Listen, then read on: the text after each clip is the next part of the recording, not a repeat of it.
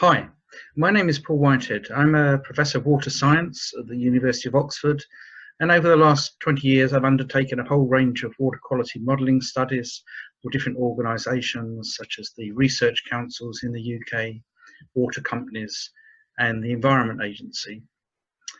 So what I'm going to talk about is a project on the River Trent, trying to model water quality down the river system, and in particular with a focus really on the power stations along the Trent, because these receive water, pump water out of the River Trent for cooling purposes, and therefore the quality of the water and in fact the flow levels are very important in sustaining the power stations.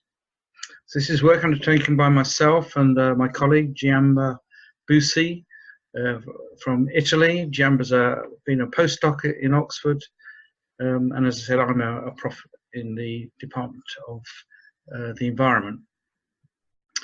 So this work has also been developed as part of a large NERC research program on drought, and the focus of this study is impacts of drought on water quality. So we're going to be using the INCA suite of models. This is INCA just stands for Integrated Catchment Model.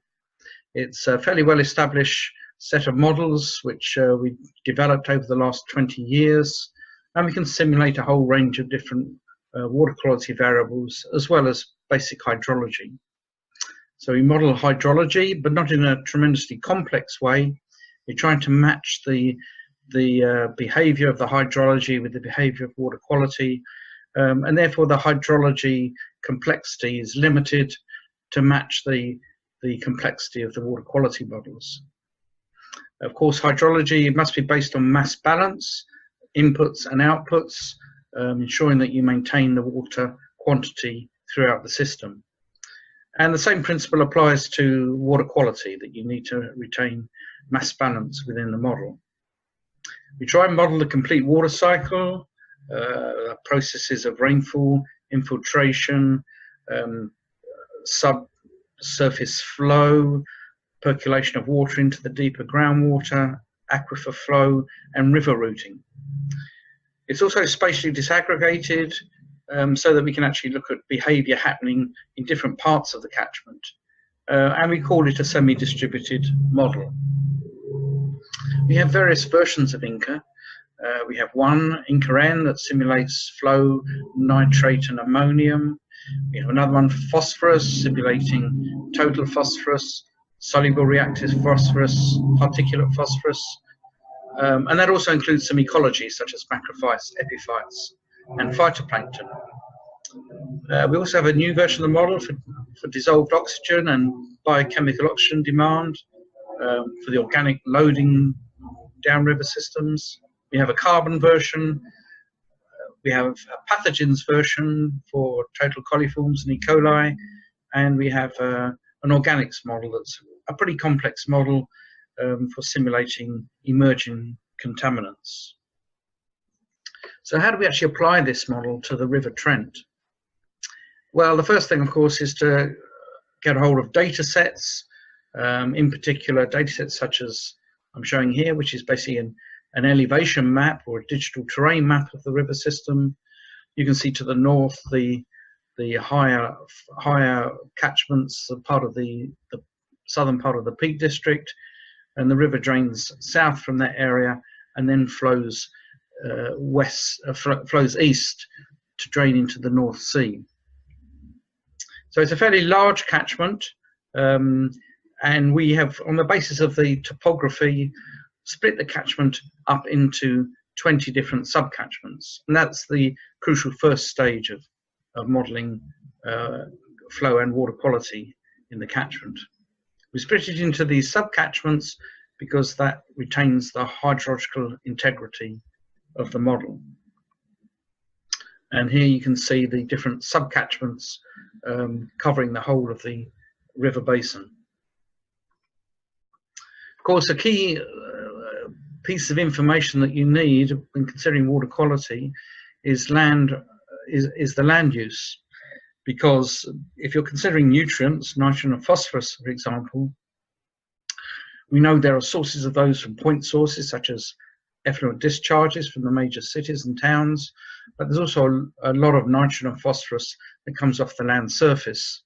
And this tends to be from where farmers have been applying fertilizers to arable areas or to improve grasslands, and inevitably a proportion of that fertilizer will get flushed off during storm events into the river system and into the groundwaters.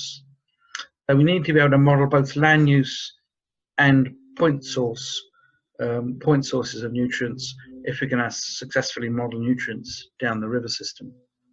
You can see from the land use, we've split it into six different land uses. We have woodland, arable, improved grasslands, urban, and open water bodies. And the key ones from a nutrient point of view are arable and improved grassland. And as you can see, there's quite a lot of improved grassland to the west of the catchment, and a lot of brown arable zoning to the east of the catchment. In this particular catchment, we've got a lot of very good data. So this graph shows lots of dots on it. The yellow dots are the kind of water quality information available from the UK Environment Agency. The red dots show Met Office weather stations with daily climate data. The blue dots, not so obvious, but they're the National Rivers Flow Archive data. So that's observed flow data on the river. And in fact, most of the subcatchments seem to have a flow record. In terms of the Met data, we have daily precipitation, maximum and minimums of temperature from the Met Office. And we also have a long record of data going from 1960 to 2017. And we've also interpolated the data on a 5 kilometre by 5 kilometre grid to fill gaps and obtain complete coverage of the catchment. The observed flow data comes from the Surface Water Archive, National River Flow Archive, available from Centre for Ecology and Hydrology in Wallingford, or from the Environment Agency. And we actually use 7 flow stations on the main river and 8 stations on the tributaries to actually calibrate the model. In terms of water quality data, we extract data from the Environment Agency WIMS database. There are many stations over the catchment, some going back to the 1970s, but with good data available from year 2000.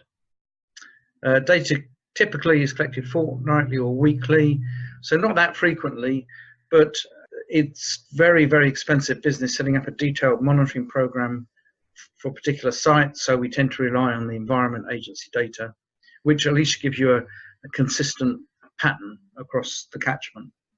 This is some typical data for nitrate, different reaches down the main river system, 1, 2, 3, 4, down to 10. You can see it's quite patchy, there are gaps in the data. So the thing about the Environment Agency data is not perfect, but it does capture the dynamics of the behaviour just about. The first task in any modelling, water quality modelling exercise, is to actually model the flows, because if you haven't got the flow correct, then you won't get the water quality correct. So we put quite a bit of effort in actually trying to calibrate and validate the model from a flow perspective. And the graph at the bottom there shows the red line, which is the observed flow, and the black line, which is the modelled. And you can see we're doing pretty well. The recessions seem to work quite well. We're picking up most of the peaks. The response is fairly good. And in fact, statistically, the model's doing quite well.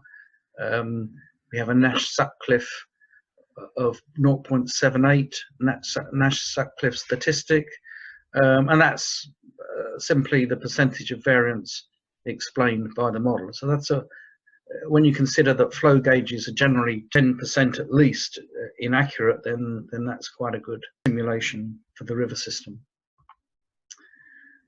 We obviously make use of the input data, so we drive the flow model, in fact, with a whole range of the climate data. We use the temperature, the precipitation, And we also back calculate the red line there, which is the hydrologically effective rainfall.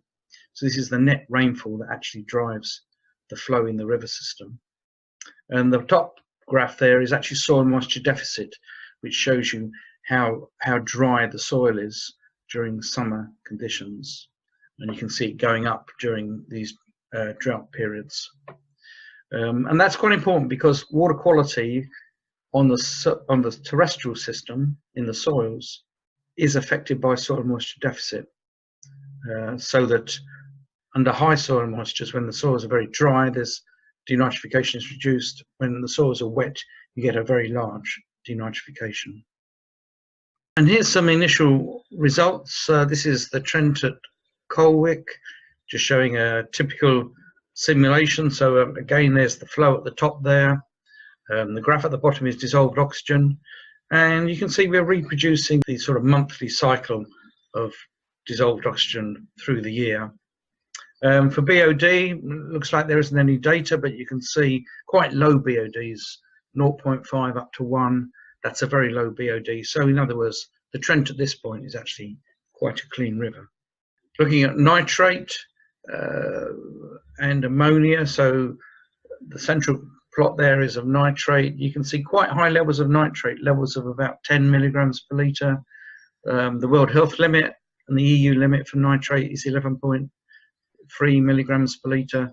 So that's quite serious. We're getting fairly close to the EU limit for nitrates. Ammonia at the bottom is 0.2 with some peaks of up to 0.4. So that's again quite low in terms of ammonia concentrations. This plot shows suspended sediments, middle graph, and soluble reactive phosphorus, the lower graph. The phosphorus shows some interesting behaviour. You can see back in the early 2000s, you can see very high phosphorus concentrations, and then they're falling as you move through time.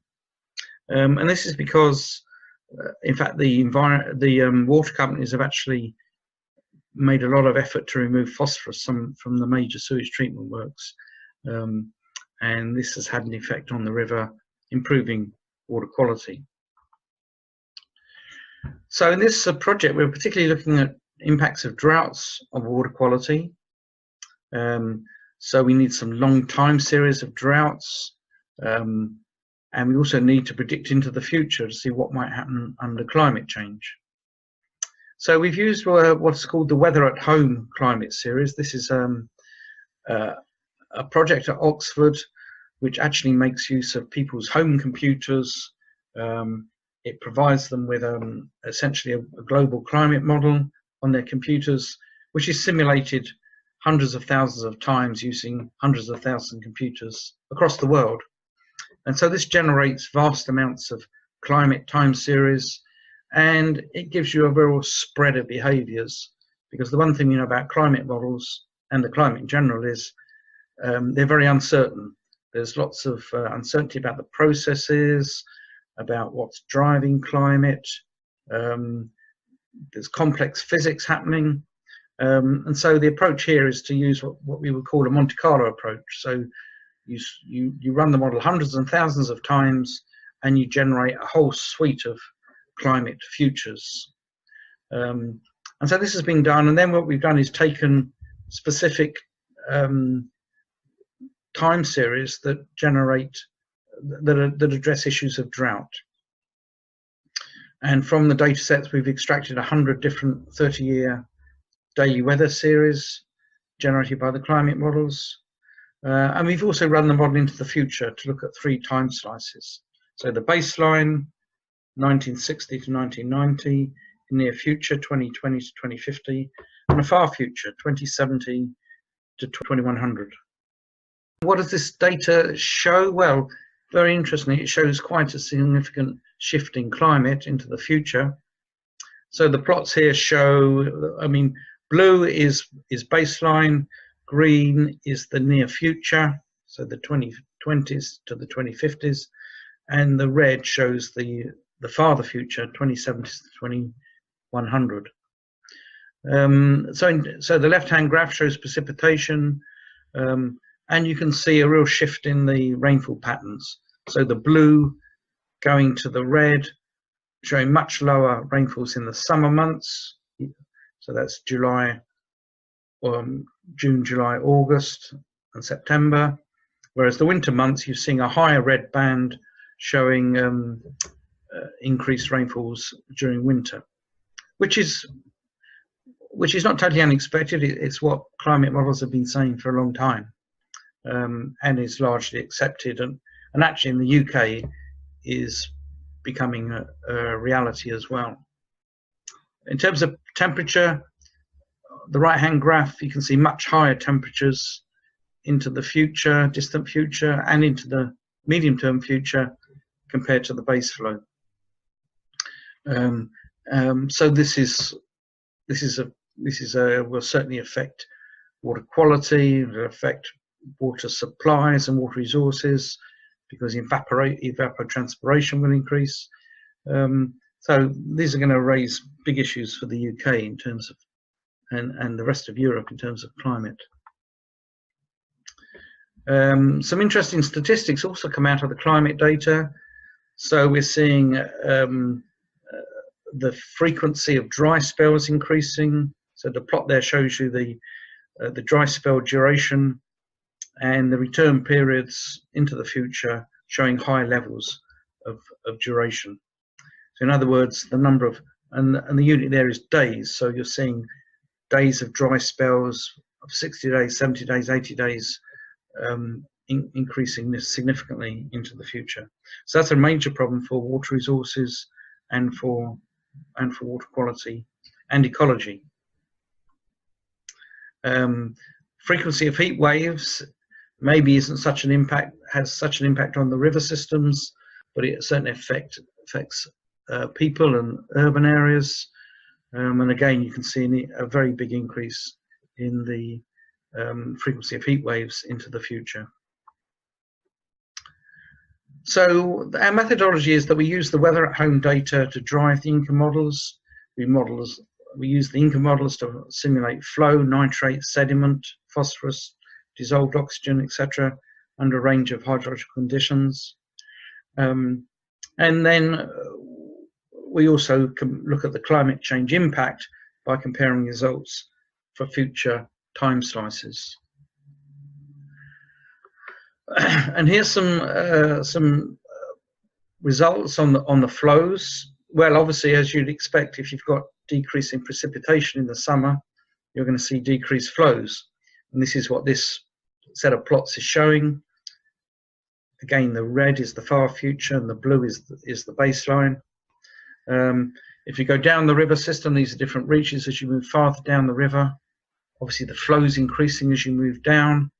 And if you look at the final graph, you can see significantly lower flows in the summer months, and in fact throughout the year, really, compared with the baseline condition.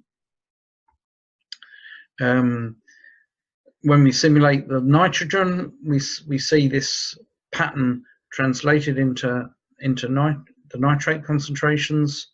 In fact, nitrate increasing not so much during the summer months, but in the post-summer months when you get a big flush of nitrogen coming off the land surface. And that tends to be a feature of droughts. The post-drought, you get a big release of nitrogen coming into the water system from the soils and from the terrestrial system. And again, that might create problems with public water supply if you exceed the WHO or EU limits on nitrogen into public supply. We look at phosphorus, similar kind of pattern of very high increases in phosphorus. You can see phosphorus actually, if you compare the blue area with the red area, you can see almost a 50% increase in phosphorus. And this is because you've got reduced flows, and that's meant that there's less dilution of point sources of pollution coming into the river system. And there's also serious issues to do with the extent of the droughts. So here you see some plots of nitrate levels, the duration of nitrate, days above 8 milligrams per litre. And you can see these increasing into the far future. And same with suspended sediment, with SRP, phosphorus, quite a big change in days when there's excess phosphorus in the river system. And this has an impact on ecology, as phosphorus and nitrogen drive the ecology in river systems. A key issue for the power industry is what's coming into their power stations. Have they got enough water to maintain the cooling at the power stations? Have they got enough quality water coming in so that it's not going to affect the cooling towers? And these plots show how things might change in the future. So if you look at the central graph there, then that's for the minimum flow, and you can see the minimum flows reducing into the future. And these are return periods, so it's a statistical way of presenting the flow data. And on the right, you can see a drought index, which is designed to be specific to the power stations. And you can see the red line shows a significant increase in the drought index. And the graph on the left shows drought duration, and you can see this increasing as well. So climate change is certainly going to have an impact on flows close to the power stations. Another big issue is that of phytoplankton in the river. I mentioned flows and water quality and temperature affect the ecology of the rivers.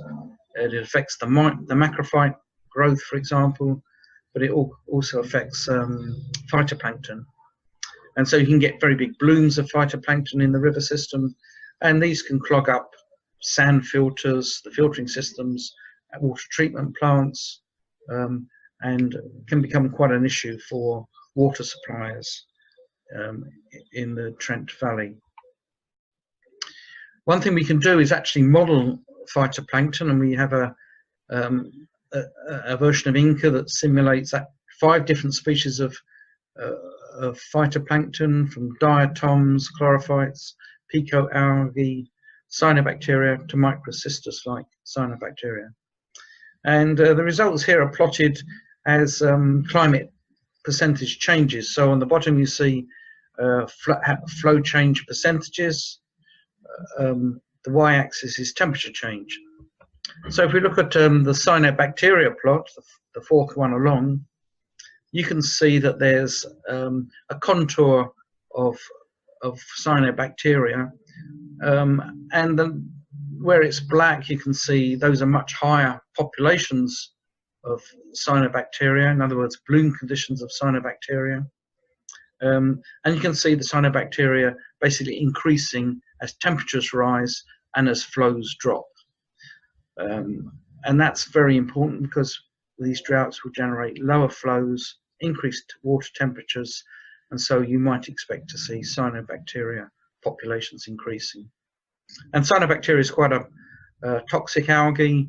It can certainly affect water supplies, and these algal species will also affect water quality coming into power stations, which again filter the water. So thank you very much for listening to me. This has been a very interesting study looking at impacts of climate changes on flow and water quality and ecology. And please email me if you have any questions or are interested in further research. Thank you.